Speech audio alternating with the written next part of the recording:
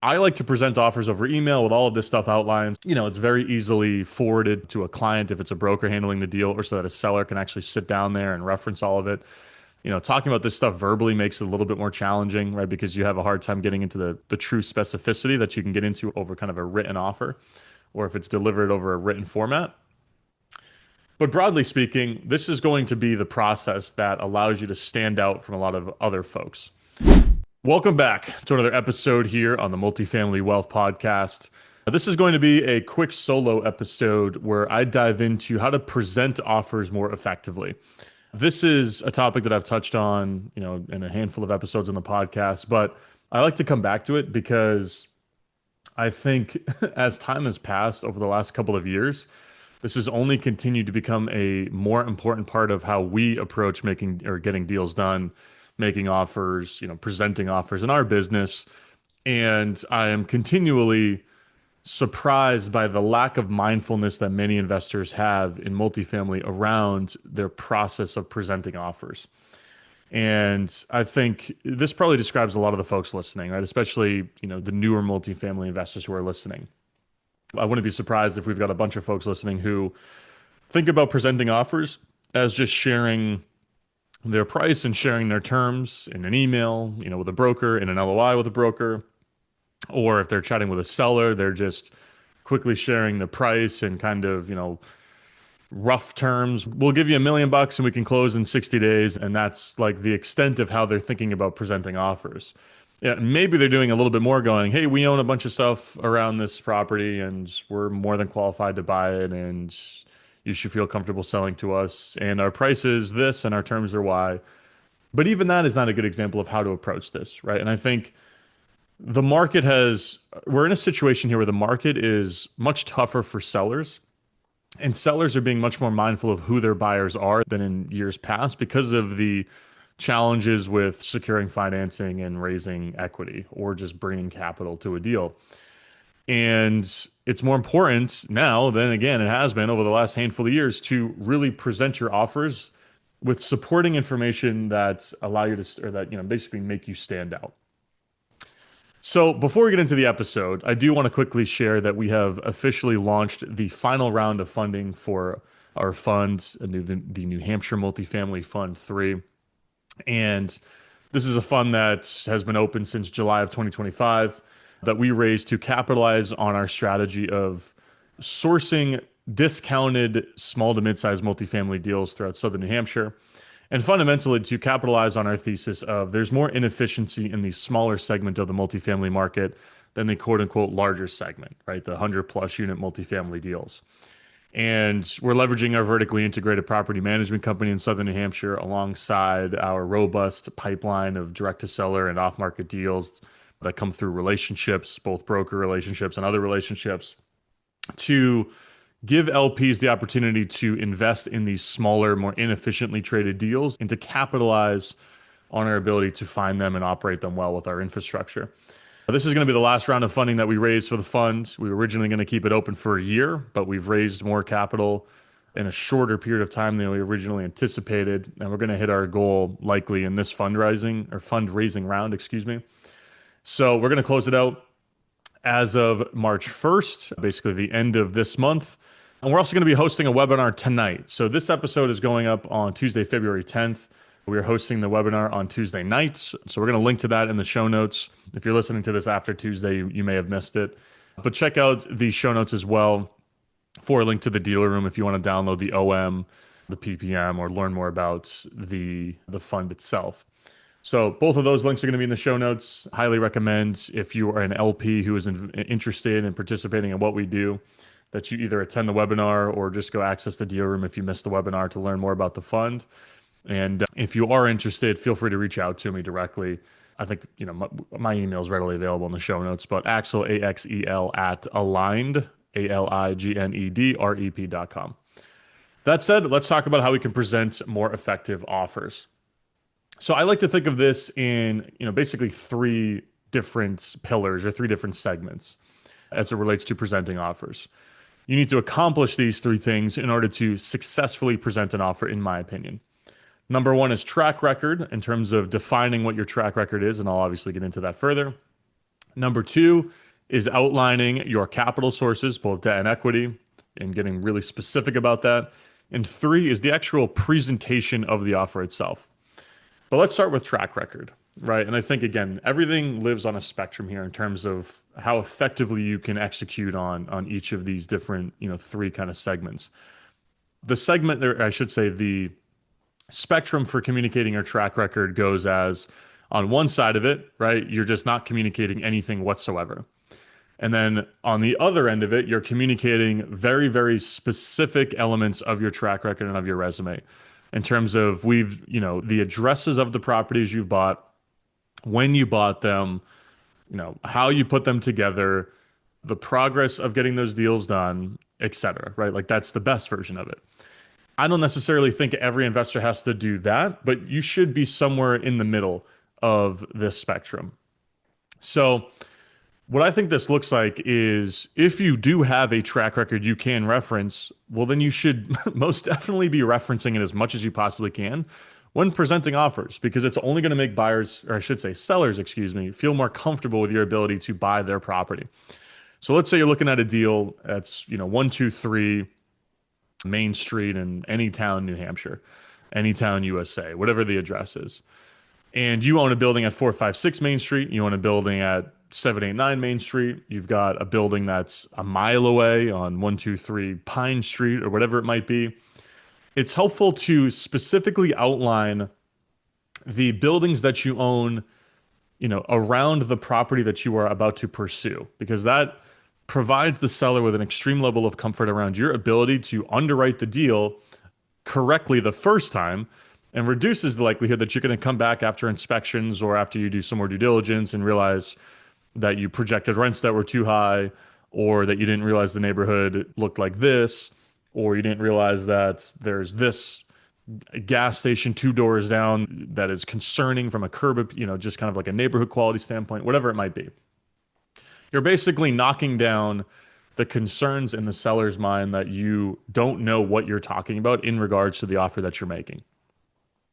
So the more specifically that you can communicate your track record, the better. And I think from a deliverable standpoint, every multifamily investor should have an evergreen living document that they are consistently updating with new deals they bought, the unit count, the date of purchase, the purchase amount, the address, basically the big high level stats that they can share with, this is especially important with brokers, but I also think it's important with sellers too, because if you're direct to seller, one of the biggest concerns that every seller has is, one, you're obviously going to waste their time, but two, they're going to get into the transaction. You're going to walk some units as part of your DD, and the tenants are going to find out that they're looking to sell.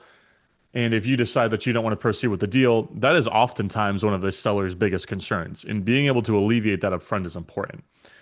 So you should have all of this in some type of PDF document, but you should also be ready to communicate the specific components of your track record that directly relate to the deal you're pursuing.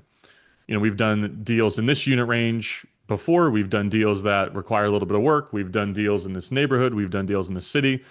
You should be pulling the elements of your track record that directly speak to the deal you're pursuing and communicating those, clearly when presenting your offer, which is what I'm going to get to in number three.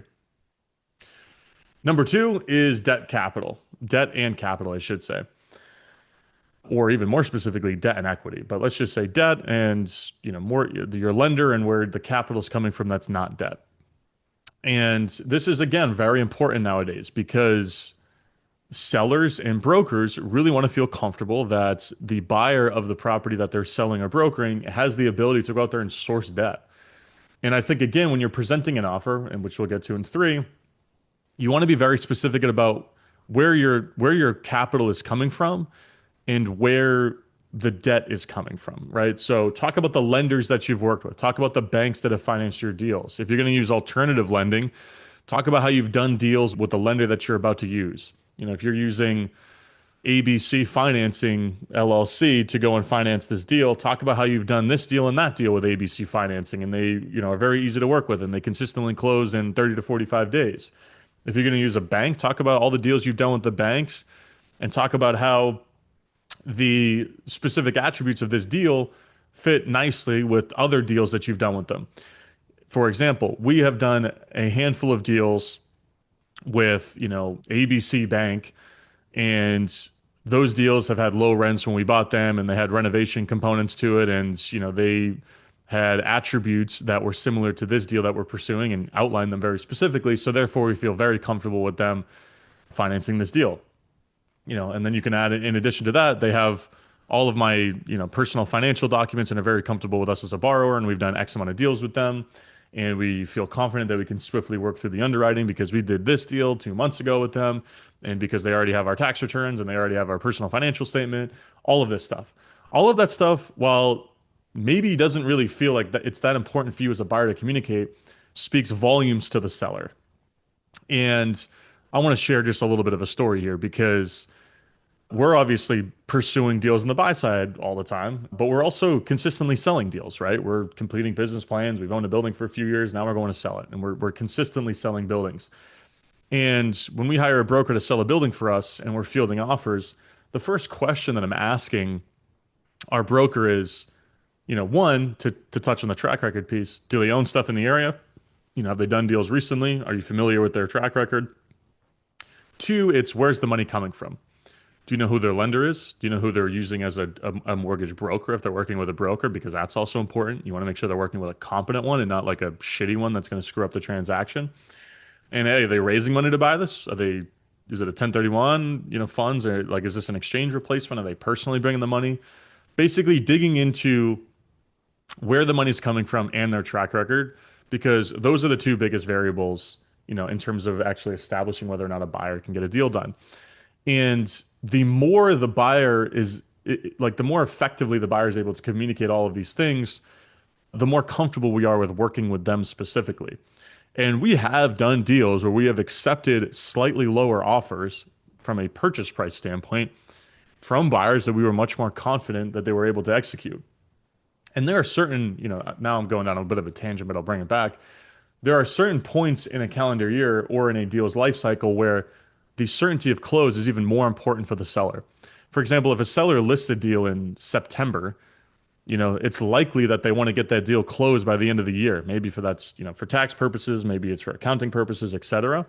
And that seller may be thinking very long and hard about, okay, we really want to make sure we put this under the first time with the right buyer so that we don't drag and close this into the next year.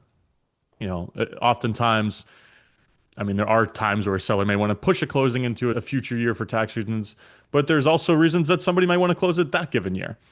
So, there are different times throughout the year where this even becomes more important for a seller to evaluate. That's a bit of a sidetrack, but it only lends more importance to the ability to communicate this. So, when you're pursuing deals, to bring it back, outline your lenders, outline the very specific deals that you've done with these lenders, talk about the lender that you're thinking about using on this particular deal, talk about your experience working with that lender, et cetera. And then also get into where the capital's coming from. If you're pursuing a bigger deal and you don't have the money, you're going to be raising the money to buy it. Well, I mean, it's okay to share that, but talk about how many other deals you've done with the investor base that you are going to be raising the capital from. Talk about, the size of this deal relative to other deals you've done. Talk about any key partners you have who may be coming in to assist with this.